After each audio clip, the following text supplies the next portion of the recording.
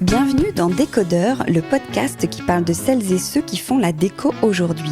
Je m'appelle Hortense Leluc, je suis journaliste déco et à chaque nouvel épisode, j'invite à mon micro des pros de la déco. Ensemble, on peut parler savoir-faire, inspiration, tendance, actu, idées déco, envers du décor. Bref, on papote et on enregistre car ici, la déco, ça s'écoute. Si vous venez juste de découvrir cette émission, j'espère qu'elle vous plaira. Sachez qu'il y a déjà plus de 80 épisodes enregistrés avec de nombreuses personnalités passionnantes et plein d'autres formats aussi sur des thématiques bien précises. Pour suivre tout ça en photo, vous avez Instagram, bien sûr, @décodeur, et petite nouvelle, la newsletter. N'hésitez pas à vous abonner, à m'écrire, à partager, bref, à faire vivre ce podcast qui n'existerait pas sans votre fidélité. Allez, c'est parti.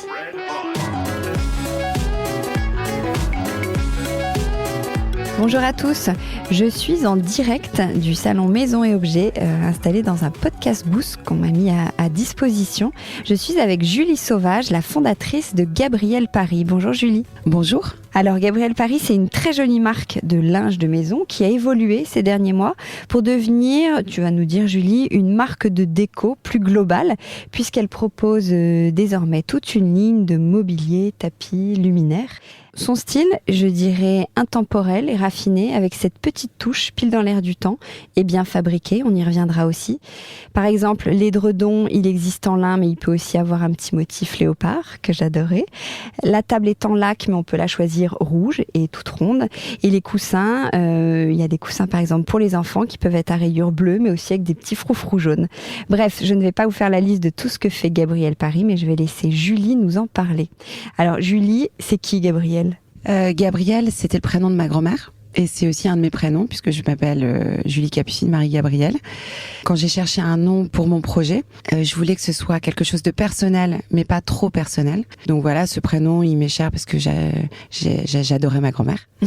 Elle était très élégante, c'était vraiment une femme moderne et dans l'air du temps. Donc ça correspondait à ce que j'avais envie de faire pour Gabrielle. Et en parallèle, je trouvais que ça faisait référence à des chouettes femmes comme Gabrielle Chanel, comme Colette s'appelait Gabrielle. Et en plus de ça, je trouvais que ça sonnait bien à l'étranger parce que Gabrielle, ouais, c'est trop cool. Et en plus de ça, excusez-moi, je suis fan de Johnny. Ah oui, et la chanson Gabrielle. Et la chanson de... Donc voilà, c'était le petit clin d'œil supplémentaire. Excellent. Alors comment tu définirais ta marque et est-ce que c'est important pour toi d'avoir une identité pour se démarquer ? Ce que je veux dire, c'est que là, on est au salon Maison Objets, il y a plein de marques. Est-ce que c'est pas mal de marques de linge de maison, je veux dire. Est-ce que c'est le style, les matières ? Comment on fait pour se différencier ? En tout cas, dans ma manière de fonctionner, avant j'étais chef de produit pendant de longues années et c'est vrai que mon métier c'était de faire ce qu'allaient aimer mes clients. Aujourd'hui, je fonctionne d'une manière complètement différente. Aujourd'hui, je fais vraiment ce que j'aime. Bien sûr, je fais très attention à être différent de mes concurrents directs, c'est évident. Mais par contre, c'est vrai que ma démarche elle est très spontanée. Je fais tout simplement ce que j'aime. Comment tu décrirais quelqu'un qui voit pas ? C'est quoi le style de Gabrielle ? Tu le disais. C'est un style intemporel et dans l'air du temps. C'est un style qui va évoluer dans la maison au fil du temps, au fil des envies. Nos pièces, elles sont conçues pour aller aussi bien dans un salon, dans une chambre. Il y a même des pièces comme le canapé qu'on a travaillé pour en indoor et en outdoor. Après, une de mes clientes qui a décrit un jour le style Gabrielle comme un style singulier et j'aime bien. C'est vrai que je trouve que j'aime beaucoup quand nos clients ils disent que vraiment notre style il est reconnaissable, qu'on reconnaît quand c'est du Gabrielle et ça me fait vraiment plaisir. Tu as commencé par le linge de maison. Tout à fait. Et en fait l'idée c'était vraiment de travailler l'ensemble de la maison. D'ailleurs, quand je pensais au nom, j'avais hésité à l'appeler famille parce que c'est vrai que pour moi la famille c'est une grande source d'inspiration. Enfin, c'est mon socle et c'est le même pour plein d'autres gens. Et donc, l'idée, c'était vraiment de travailler du linge de maison pour l'ensemble des pièces de la maison, pour l'ensemble des personnes qui habitent dans cette maison. Donc, tout de suite, j'ai commencé en faisant du linge de lit, du linge de table, des coussins. Et tout de suite, j'ai lancé en même temps la petite collection enfant. En fait, au démarrage, dans mon business plan, j'avais mentionné que mon objectif, c'était de devenir un concept global de décoration. Et donc, naturellement, une fois que la gamme textile a été bien étoffée, et naturellement, on a commencé à développer le mobilier. On a commencé par le salon parce que c'est vrai que pendant les shootings qu'on travaillait, c'était vraiment la pièce qui nous manquait à chaque fois, parce que c'est vrai qu'on va pas s'acheter un canapé à chaque shooting, c'est un peu cher et encombrant. Donc on a commencé par travailler le canapé, on développe au fur et à mesure de nos envies. Et alors comment elle est née cette ligne de mobilier ? Comment t'as dessiné ? Comment ça s'est passé ? J'ai pigé beaucoup. Ça veut dire quoi, piger ? J'ai beaucoup traîné sur Pinterest, dans les magazines, etc. Et l'idée, c'était effectivement, comme je te disais, nos produits, ils sont vraiment, on les travaille toujours pour que ce soit évolutif, tous nos produits sont de très bonne qualité, ils sont amenés à être vraiment durables, et donc l'idée c'est vraiment que ils puissent évoluer dans la maison. On le sait très bien qu'un coussin qu'on a sous le nez depuis 3 ans, on a envie de le mettre ailleurs au bout de ces 3 ans, et c'est vrai que on voulait garder ce concept-là pour le mobilier. Et le point de départ, c'était aussi de faire de l'indoor-outdoor. Que le mobilier puisse, quand il fait beau, on a envie de le mettre dehors, on le met dehors. Si jamais c'était un canapé d'angle et que finalement on a envie d'en faire 2 morceaux en face à face, qu'on puisse le faire. Donc c'était mon brief de départ. Comme je voulais faire de l'indoor-outdoor, forcément je suis partie sur un socle en bois. Et donc ce brief plus les piges m'ont un peu éclairé. Et donc j'ai pris un stagiaire, le scout, qui nous aidait à peindre les murs de notre bureau quand on avait des shootings, a commencé des études de graphiste, de designer d'objets à l'école Rubica à Valenciennes. Et donc, il a fait son premier stage chez nous. Et donc, en fait, il a vraiment concrétisé les idées que j'avais en tête. Donc, ça a été vraiment une première étape importante. Et ensuite, de fil en aiguille, de relations, j'ai été en contact avec un designer qui s'appelle Tony Grillo, qui est portugais, qui a vraiment, pour le coup, vraiment redessiné l'ensemble, revu complètement le projet pour que ce soit vraiment techniquement possible, que ce soit vraiment comme on le souhaitait, vraiment évolutif, pratique. Et donc, c'est comme ça qu'est sorti le premier canapé, les premières tables basses, le premier fauteuil. Et depuis, on travaille vraiment main dans la main avec Tony, et c'est génial parce qu'en fait, grâce à Tony, on travaille avec des ateliers qui sont vraiment super. La même manière de fonctionner que la mienne et que celle des fournisseurs avec lesquels je travaille, c'est-à-dire que ils aiment vraiment leur boulot, ils aiment vraiment le produit et ils aiment vraiment le challenge. Donc rien ne les arrête. Et en fait, franchement, ça s'est fait assez facilement. Ouais. Là, maintenant, ce qui est moins facile, c'est tout l'après, justement, par exemple, le transport. Ça, c'est vraiment le challenge de 2024 parce que c'est vrai que les transporteurs sont pas très délicats de temps en temps.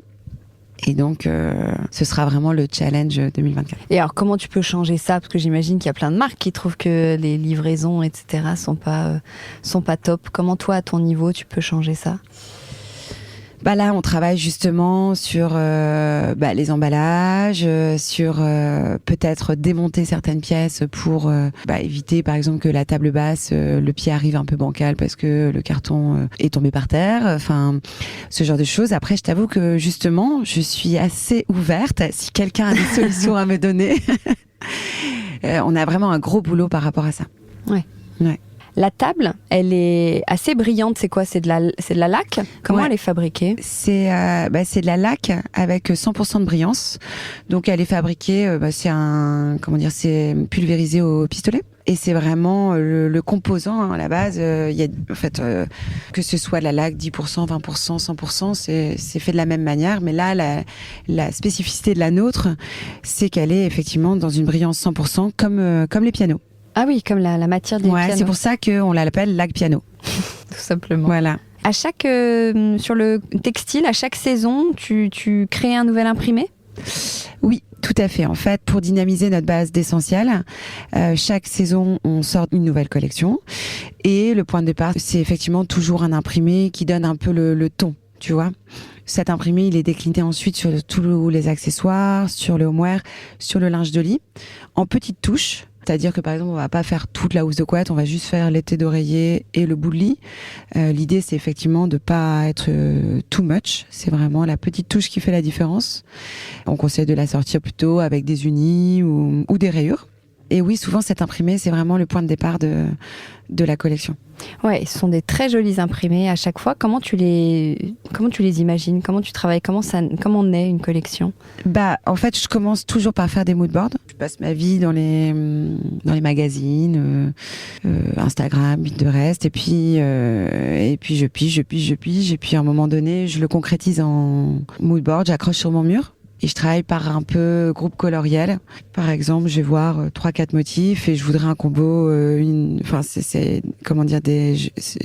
j'envoie des inspirations à ma dessinatrice qui me suit depuis le début, qui s'appelle Charlotte Janvier. Et en fait, j'ai souvent une idée assez précise. Et elle est très, très, très patiente, Charlotte. Donc, en fait, sur la base de 2-3 piges, en disant, je voudrais ça comme ça comme ci, mais avec ça. Et Charlotte, elle me fait plein de propositions. Enfin, elle me fait une proposition et puis on évolue ensemble. Et puis, une fois le dessin validé, on passe au travail de la couleur, qui, ça, est cadré par mes moodboards. Donc voilà. Et t'as 2 collections par an, c'est rythmé par les saisons? Clairement rythmé par maison et objet, plus que par les saisons. C'est vrai. Donc, on a 2 collections par an, mais on sort aussi 2 mini-collections. On sort la capsule plage au moment de avril-mai. Et on a aussi une capsule de Noël qu'on présente au mois d'octobre. Et en parallèle, on travaille aussi de temps en temps des collections en collaboration avec d'autres marques. On l'a déjà fait par exemple avec La Redoute, avec Balzac, avec Tartine et Chocolat. On l'a déjà fait avec Hamstone. Et là, cette année, on va le faire avec Néné, une marque de lingerie et de maillots de bain. Et donc, on va faire une petite capsule pour l'été. Pour l'été. Ça va être trop sympa. Et comment on fait justement une marque comme toi? J'imagine que tu as des bestes et en même temps, tu dois faire évoluer la marque. Alors, comment on équilibre ça? En vrai, ma démarche, elle est quand même très, très spontanée. En général, ce qui marche, c'est quand même ce qu'on aime. En fait, on garde des bestes quand ils sont intemporels ou semi-intemporels.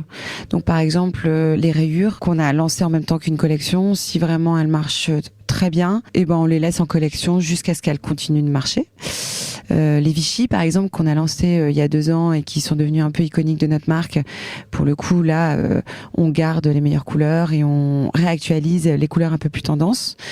Les imprimés, honnêtement, à part pour les foulards, et c'est sympa parce que ça nous sert de bibliothèque d'imprimer, on a plaisir à les remplacer. En fait, quand on les a vus une saison, j'ai plaisir à passer à autre chose. Où est-ce qu'on trouve tes produits? On a un bon réseau de revendeurs qui est développé donc par mon associée Justine qui s'occupe justement de toute cette partie commerciale. Donc c'est vrai que maintenant ça fait 7 ans qu'on existe. Justine, elle m'a rejoint très rapidement dans l'aventure. Donc elle a pris vraiment son bâton de pèlerin au début pour aller à la rencontre de toutes les boutiques. Aujourd'hui, on a 220 points de vente en France et 150 environ à l'étranger. Donc on peut nous trouver quand même dans pas mal d'endroits. Et puis après, on a aussi notre site internet qui est notre vitrine et sur plein de sites e-commerçants comme Smallables, The Cool Republic. Enfin, on est aussi sur des plateformes comme La Redoute. Donc, on a à cœur de toujours avoir des revendeurs qui correspondent à notre image et à notre niveau de gamme. On a à cœur de pas ouvrir un revendeur à côté d'un autre revendeur qui est déjà partenaire. Voilà, l'idée c'est vraiment de construire des partenariats avec. Ouais, je me demandais comment ça se passe, par exemple là à Maison Objet, s'il y a une petite boutique qui vient de voir. Imagine, moi j'ai une petite boutique, je ne sais où, à Orléans. Bon, elle t'inspire moyennement, t'aimes pas trop ce que je fais, ce que je propose. Tu peux dire non, Alors je pourrais, mais en général, si elle vient nous voir, c'est ça match. Et puis en plus de ça, il y a quand même un minimum d'achat. Donc si elle s'engage sur ce minimum d'achat, normalement, c'est que ça correspond avec le reste. Ouais. Pour le coup, par contre, si cette petite boutique elle vient nous voir et que dans la rue d'à côté il y a une autre boutique avec qui on travaille déjà, là pour le coup, on va lui dire non. D'accord. Alors, ça s'est confirmé encore cette année, là, tout à l'heure, sur le stand, vous avez toujours des très jolis lits, on le voit aussi sur le compte Instagram. Comment on se crée un lit qui est Instagrammable? Tu sais, un lit douillet avec les édredons, les coussins, les machins. On ne sait pas toujours faire. Comment on fait? On mélange, par exemple. on peut mélanger, toi tu dis, les rayures, les imprimés, les couleurs? Alors moi déjà, pour avoir un beau lit, je trouve qu'il faut 2 oreillers carrés et 2 oreillers rectangles. Non mais déjà, c'est une bonne astuce. Attends. Ça, c'est vraiment... je trouve que c'est la clé. Et si on peut la sortir avec un petit bout de lit, c'est chouette. En général, moi, ce que j'aime bien, c'est soit assortir mes têtes d'oreiller à mon bout de lit, soit assortir mes têtes d'oreiller à mon drap housse. Enfin, en tout cas, par exemple, si j'ai 4 têtes d'oreiller, je vais en assortir 2 à mon drap housse et 2 à ma housse de couette. Et si j'ai un surmatelas, j'en ai assorti 2 à ma housse de couette et 2 à mon surmatelas. Voilà, moi j'aime bien le mix and match, donc j'adore mélanger les imprimés entre eux, les rayures, les unis. Donc c'est vrai que je prends un peu... Mais si on mélange les motifs, alors peut-être qu'il faut que ce soit dans un même camailleux de couleurs? Tout à fait. En fait, c'est vrai que nous, nos imprimés, l'univers colorial de Gabriel, il est quand même assez singulier, comme je disais tout à l'heure. J'aime bien ce mot. Donc en général, les imprimés, ils fonctionnent bien les uns avec les autres, en fait. Donc c'est vraiment la couleur qui fait le lien. Mais en fait, ce que j'aime vraiment, c'est aussi plutôt les associer avec des rayures ou des Vichy. Donc, en fait, honnêtement, il n'y a pas de règle. Et c'est vrai que c'est comme... on rigole toujours au bureau parce que les habitudes de linge de lit, par exemple, ceux qui aiment le coton, ceux qui aiment la gaze de coton, c'est comme les habitudes de pyjama, ceux qui dorment avec un t-shirt, ceux qui dorment en pyjama comme s'ils allaient à un mariage. C'est vraiment... ça dépend vraiment des personnes. Le linge de lit, c'est vraiment très, très, très, très personnel. Très personnel. Bah, transition... Et en tout cas, j'ai oublié de dire, ce qui est hyper important, c'est que les coussins, soit que ce soit de la plume ou ça peut être de la microfibre mais sensation d'UV. Quand les coussins quand on achète du beau linge de lit et qu'on a des oreillers tout raplapla, bah forcément le lit il est beaucoup beaucoup beaucoup moins beau. Alors pour le coup, moi je mets pour la petite astuce, je mets l'oreiller sur lequel je dors qui est un peu raplapla en dessous de ma couette, je mets ma couette et au-dessus j'ai mes oreillers. J'allais dire, on a la même astuce. Moi aussi j'aime bien dormir très à plat, je peux pas parler de moi, mais on a envie de gonflant quand même, d'enveloppant sur le lit et donc il faut les mettre en présentation. Ça par exemple dans mes shoots photos, j'emmène toujours mes oreillers. Ça change un lit. La qualité de la couette et des oreillers, c'est primordial. Et alors, tiens, une question me vient. Est-ce qu'il faut mettre un protège-oreiller? Tu sais, les trucs qu'on met sous la housse? C'est toujours mieux, d'autant plus que l'oreiller il devient un petit peu sale au fur et à mesure et il se lave quand même pas facilement. Et donc, par exemple, quand on prend des teintes claires, forcément le blanc, on va voir un peu à travers les taches. Donc oui, clairement, je le conseille. Ouais. Sur les matières, je crois que c'est 95% des collections sont réalisées à partir de matières naturelles. Ce sont des belles matières. Comment tu les choisis? D'où elles viennent, ces matières? Alors en fait, moi, avant de créer Gabriel, j'ai travaillé pendant une dizaine d'années chez Texdecor, qui est une entreprise qui regroupe plusieurs marques, dont Casamance, Camengo, Casadeco, Missia. Et donc là, mon métier, c'était vraiment le tissu. Le textile, la qualité, la mise au point qualité que je vendais en fait au rouleau pour faire des rideaux, des canapés, etc. Donc ça, c'est vraiment, j'adore. C'est vraiment la partie que j'adore, de trouver des belles qualités. Et tu les trouves où? Et c'est assez facile maintenant parce qu'en fait j'ai un super réseau, donc je travaille en Inde, je travaille au Portugal, je travaille en Italie, en Belgique, et au fur et à mesure que Gabriel s'étoffe, je développe. C'est vrai qu'au début j'étais plus sur des qualités légères pour le linge de lit. Maintenant on développe pas mal le coussinage, les canapés. Donc maintenant je retrouve des fournisseurs d'avant et c'est trop chouette. Vous communiquez beaucoup sur les certifications, c'est important aujourd'hui? Oui, en fait on est une jeune entreprise. Je considère encore qu'on est des bébés.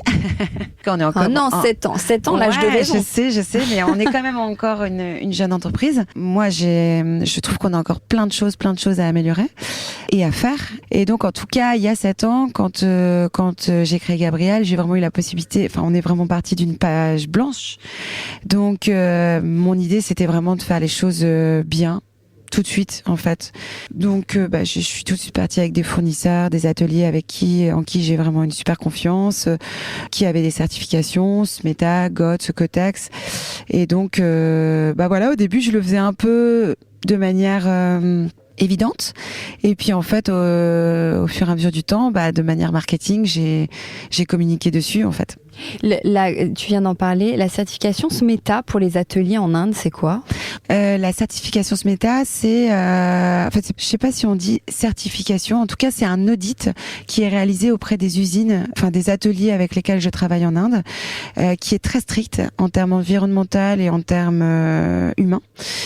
Donc, par exemple, les ateliers avec lesquels je travaille, il y a une crèche pour les enfants, il y a une cantine, il y a des règles très strictes par rapport aux heures supplémentaires. Mais bon, il y a plein d'autres certifications, comme la certification GOTS, qui certifie en fait la bonne façon, entre guillemets, de faire sur toute la chaîne de production. Donc, par exemple, le coton, il est bio, mais est-ce qu'il a été bien cultivé, sans engrais ? Est-ce qu'il a été bien récolté par des ouvriers qui ont été respectés ? Enfin, toute la chaîne de production est vraiment checkée et contrôlée. Donc voilà, mais après, c'est vrai qu'on travaille beaucoup aussi en proche apport, au Portugal, en Italie, en Belgique. Donc voilà, en fait, on va vraiment chercher le savoir-faire là où il est. Donc voilà. Il y a un truc que j'aime bien aussi dire, c'est que quand je me suis lancée, en fait, moi, mon parc de fournisseurs, il était principalement indien. Ils sont très, très, très forts dans le linge de maison. Et au début, je voulais un peu me lancer en proche import et travailler avec le Portugal. Et en fait, les minimums, ils étaient vraiment très importants. Et donc, j'ai contacté, avec l'autorisation de mes anciens boss, un fournisseur avec lequel j'avais vraiment des super relations, qui est indien. Et donc, je l'ai appelé. Je lui ai dit, écoute, voilà, je vais me lancer, je vais faire ci. Donc, je t'appelle. Raphaël et Flo sont au courant. Ils sont OK si on travaille ensemble. Mais bon, voilà, je voudrais faire ci, ça, ça. Et en fait, tout de suite, il m'a dit, écoute, enfin, je sais plus le début de sa phrase, mais en tout cas, à la fin, c'était I will support you. Je vais travailler avec toi. Et voilà. Donc, au début, en fait, c'est quelqu'un qui travaille avec des grosses entreprises. Il y a différents types d'ateliers, mais il peut travailler avec des Tommy Hilfiger, il peut travailler avec des gros clients américains. Et c'est vraiment lui qui m'a donné ma chance parce qu'au début, j'ai commandé mes housses de couette, c'était par 6 pièces. Donc maintenant, j'essaye de travailler de plus en plus avec le prochain port. Mais lui, coûte que coûte, je continue de travailler avec lui maintenant que j'ai du volume parce que c'est vrai que je garde en tête que c'est vraiment lui qui m'a donné ma chance. D'accord, ok. Et vous avez beaucoup de produits en lin, je crois que ça a des avantages incroyables, le lin. Ouais. Est-ce que tu peux nous en parler ? En quoi c'est un textile éco-responsable ? Alors, c'est un textile qui est éco-responsable parce qu'il consomme pas d'eau. Seule la pluie lui suffit pour grandir. Il a d'autres vertus parce que il est thermorégulateur. C'est un tissu qui est très très agréable l'été parce qu'il est anti-transpirant et qui réchauffe l'hiver. Et il est hypoallergénique. C'est-à-dire quoi, hypoallergénique ? C'est doux pour la peau et c'est anti-allergie, quoi. Ouais. Enfin, ça fait pas d'allergie. Ouais. Et c'est peut-être aussi cultivé pas très loin. Je crois que le lin, ça peut pousser en France ou en Europe. Alors oui, il est cultivé. D'ailleurs, le lin qu'on utilise, il est Master of Linen. Ça veut dire qu'effectivement, il provient soit du Nord, soit de Belgique, soit de Normandie. Après, nous, on a la particularité de confectionner nos produits en lin en Inde. Donc en fait, les fibres de lin, elles sont transportées par bateau en Inde. Pourquoi ? Parce qu'on travaille avec des ateliers qui sont les premiers à avoir importé du lin en Inde pour ses vertus thermorégulatrices. Parce qu'effectivement, le lin est hyper agréable à porter pendant la saison chaude et des pluies en Inde. Alors attends, question ultra pratique maintenant, comment on entretient bien son linge ? Est-ce qu'on le met au sèche-linge ou pas ? Quelle est la technique ? Enfin, même pas la technique, l'astuce. Alors en tout cas, on le lave régulièrement. Oui. Oui. Non mais en tout cas, c'est la meilleure façon de le garder longtemps. On alterne aussi. Par plaisir et par question de durabilité. C'est comme les chaussures, hein. Si on les met tous les jours, forcément elles s'abîment. Si on les alterne, elles s'abîment moins. Le linge s'abîme. On dort dans par exemple, dans des draps, la housse de couette, elle s'abîme. C'est surtout le lavage en fait. En fait, le lavage est super important. S'il faut vraiment le laver avec des couleurs similaires en fait. Par exemple, son blanc, si on le lave avec du blanc, il devient moins blanc, forcément. Dans tous les cas, nous, on utilise des fibres que de grande qualité. Donc, et on lave à 30, à 40, on met au sèche-linge. En fait, moi, je lave à 30 parce que je considère qu'à 30, c'est plus écolo et que ça suffit. Après, si les gens veulent le laver à 40, à 60, en tout cas... tout notre linge de maison, il a été testé en blanchisserie pour l'hôtellerie et il passe les tests. Donc on est vraiment sur de la top qualité. Après vraiment, moi je pense que 30 degrés ça suffit. J'utilise pas de sèche-linge parce que c'est mon petit effort pour la planète. J'utilise plus de sèche-linge depuis 2 ans et c'est un vrai effort. sauf quand je rentre de vacances ou que j'ai invité des amis et que donc j'ai beaucoup de linge. Mais sinon, de toute façon, en fait, le lin, c'est une fibre naturelle. Et donc, peut-être que quand il est posé sur le lit, il est un peu chiffonné, mais au bout de 1 ou 2 jours, il est plus chiffonné et ça va très bien. C'est comme par exemple les nappes. Moi, je conseille de dresser sa table le matin. Le soir, en fait, avec 2-3 fois, on passe un peu dessus. Et puis, en fait, les plis ont disparu. Ouais. Oui, c'est vrai qu'il y a des nappes, des rideaux. Tu donnes une seconde vie aux chutes de tissus ? Oui, parce qu'en fait, on utilise tous les tissus. Toutes les chutes de tissus sont utilisées pour faire des pochons, pour les housses de couette, les nappes. Ça permet de valoriser le produit et ça permet aussi d'utiliser les chutes et ça permet aussi pour les magasins de pouvoir vendre les modèles d'expo. Parce que c'est vrai que c'est toujours désagréable d'avoir la housse de couette sans pochon qui est expo. Enfin, les clients, ils veulent toujours celle qui est en stock. Au moins, quand elle est dans un pochon, la question se pose pas. Avec les chutes, on va faire aussi les chouchous et on fait aussi des furoshiki pour les paquets cadeaux, etc. Est-ce que c'est marrant que tu utilises le mot chouchou? J'allais te dire, est-ce que tu as un chouchou dans ta collection ou depuis 7 ans, un produit que tu vois, t'as adoré, qui est peut-être plus en vente aujourd'hui, que tu as adoré faire? Tous les modèles que j'aime, ils sont encore en collection. Enfin, là, dernièrement, on a lancé un foulard en laine qui... Enfin, en tout cas, c'est mon chouchou du moment, qui a super bien marché. Et donc là, justement, on a lancé 2 nouvelles couleurs en last minute sur Maison Objet parce que il nous plaît et il a plu. Et là, le chouchou du moment, c'est surtout le mobilier. C'est vrai que c'est un super challenge. Enfin, ça me grise. Ben justement, tu te vois où dans 10 ans? Gabrielle Paris, tu l'imagines comment? Dans 10 ans, on aura agrandi la gamme de mobilier, j'espère. Et peut-être on se sera lancé dans le petit objet, par exemple. Et on aura une équipe qui travaille avec plaisir. Et on travaillera toujours avec plaisir. Tu t'appelles Gabrielle Paris, mais je crois que tu n'es pas complètement à Paris. Comment tu décrirais où est-ce que tu habites, sans nous dire ton adresse? Où est-ce que tu habites? Comment tu décrirais ton intérieur, ton style? Mon style, il est celui de Gabrielle. Pendant très longtemps, la maison, elle a servi d'endroit pour les shootings. Et là, justement, je suis en train de refaire tous les travaux. C'est justement en cours.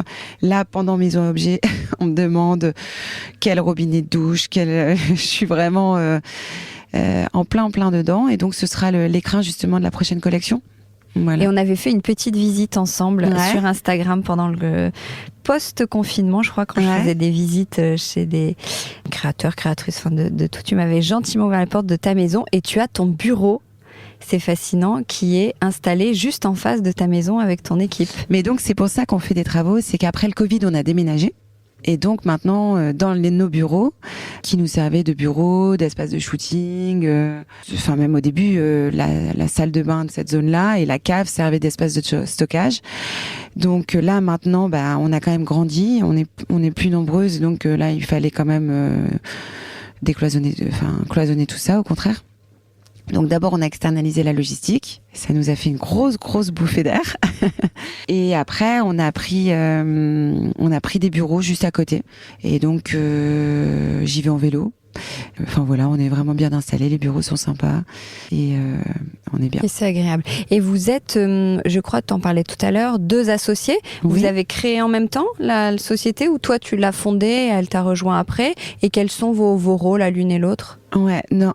Donc j'ai créé Gabrielle et elle m'a rejoint, on va dire, j'ai travaillé pendant une petite année sur le projet. J'ai lancé en septembre 2016 et très rapidement, en fait, Justine est amie avec ma belle-sœur Chrysoline et donc via Chrysoline, forcément mon frère et ma belle-sœur ont fait de la pub de Gabrielle quand c'est sorti et puis elle était dans une démarche entrepreneuriale, elle avait envie de rentrer à Lille, elle était à Paris et elle m'a envoyé un mail trop sympa. Et vraiment, j'avais pas l'intention de m'associer. Mais d'un côté, son mail était super sympa. Et puis, on s'est rencontrés 1 fois, 2 fois, 3 fois. Et puis on a décidé, on essaye. Et en fait, elle est vraiment sur la partie commerciale. Et moi, je m'occupe plus du produit, des achats, de la communication et de la gestion d'entreprise. Et qu'est-ce que tu préfères faire au quotidien ? Et prépare-toi à ma question d'après, qu'est-ce que tu aimes le moins? Ouais. J'adore le produit. évidemment. Mais là, l'entreprise grandissant, je commence à bien aimer quand même. Au début, c'était vraiment le point noir, toute un peu la gestion. C'est vrai que c'est pas du tout, mes compétences de base. Mais là, l'équipe grandissant, j'adore faire grandir les équipes. Parce que c'est vrai que quand j'ai quitté Texecor, j'avais une équipe de 10 personnes et j'ai été j'ai été seule. Après, j'étais avec Justine et 1 ou 2 personnes pendant longtemps. Là, maintenant, je suis contente que l'équipe s'agrandisse. Je trouve ça vraiment sympa de partager. C'est très enrichissant. J'aime bien cette partie de management et j'aime bien justement cette partie que j'aimais moins avant, plus de stratégie, de gestion. Et qu'est-ce que t'aimes le moins ? En vrai, franchement, évidemment, j'aime moins la paperasse, l'administratif. C'est vrai que je suis plus créative, donc c'est toujours un peu une galère pour moi de classer la facture A dans le dossier B. Ça, c'est moins ma tasse de thé. Mais en vrai, j'adore mon boulot. Pour moi, bosser, c'est vraiment un réel plaisir. Et il se mélange vraiment c'est pas du tout une contrainte. J'adore. T'es pas stressée ? Je suis stressée au bout de 5 jours de maison objet quand j'ai trop de mails parce que je sais que tout se passe bien quand tout le monde a les réponses à ses questions ou que... Oui, quand t'as une charge comme tout le monde de travail un peu plus importante. Non, mais c'est aussi que j'ai pas envie de faire attendre les gens, tout ça. Et j'aime pas quand ma boîte mail... Enfin, c'est vrai qu'avant, j'avais une boîte mail remplie avec 2000, 3000 mails. Un jour, justement, j'ai vidé cette boîte mail et depuis, je veux vraiment, tous les jours, gérer mes mails. Et donc là, par exemple, ça me stresse de me dire ouh là là, je me laisse déborder. Sinon, non, je suis pas stressée. Bon, après, c'est vrai que quand je démarre Maison Objet et qu'on se donne des objectifs chiffrés, parce que cette année, on a vraiment décidé que ce serait un challenge et qu'on allait vraiment être super performante. Donc, si j'ai envie de réussir les objectifs, ça me stresse un petit peu. Quand il y a personne sur le stand, j'ai un petit peu la boule au ventre. Mais en dehors de ça, non, ça va. Et qu'est-ce que tu fais pour te détendre ? Mon mantra, c'est doucement, nous sommes pressés. Quand je sens que je suis trop speed, je me pose, je m'assois et je respire. Et ça marche. Et sinon, pour me détendre, je vais marcher avec mes copines autour du lac. Je rentre à la maison, je profite de mes enfants, de mon mari. Je pars en vacances. J'ai pas vraiment... je me ressource plus avec les autres que seule. Ah oui. Ouais. Justement, si tu faisais un dîner, dernière question, si tu fais un dîner avec 6 personnes, qui seraient tes invités, des personnalités plus ou moins connues ? T'as parlé de Johnny tout à l'heure, est-ce qu'il va être au dîner ? Non, parce que malgré tout, j'adore ces chansons. J'adore parce qu'en fait, c'est toute une histoire familiale de concerts qu'on a. Enfin, c'est tout des souvenirs, c'est des fêtes familiales. Ça me rattache à mon enfance et c'est pour ça que j'adore. Après, je suis pas sûre que la converse avec lui soit la plus passionnante.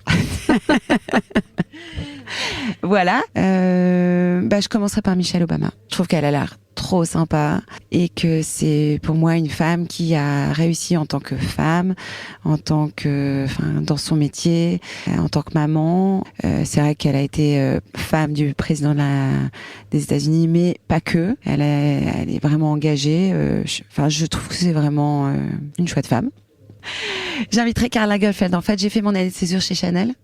Mais c'est vrai que j'ai eu l'occasion de le croiser et j'ai trouvé que c'était toujours quelqu'un de très délicat, très gentil, très attentionné.